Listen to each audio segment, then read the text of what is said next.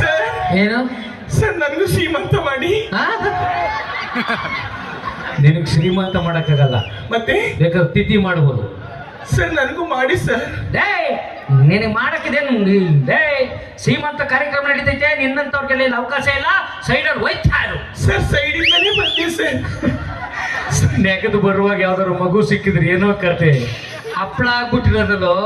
Sir ನಾನಲ್ಲಿ ಹೋಗ್ತಿದ್ನಾ, ಒಬ್ಬ ನಾನು ನೋಡಿ ಚಾವು ಚಾವು ಅಂತ ಜಾವನ್ನ ಅದೇನ್ ಬಾವು ಬಂದಿತ್ತು ಅವನಿಗೆ. ಜಾವ ಅಂತ ಇನ್ನೆಷ್ಟು ಬರಗೆಟ್ಟೋಗಿದ್ದ ಅಂತ.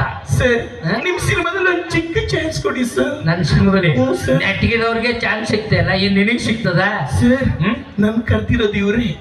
ಯಾರು ಇವ್ರು? ಇವ್ರೇ ಸರ್. ತಲೆ ಮೇಲೆ ಏನು ಕೂದಲು ಏನು ಕ್ರಿಕೆಟ್ ಗ್ರೌಂಡ್ ಆದಾಗ್ಬಿಡದಲ್ಲ.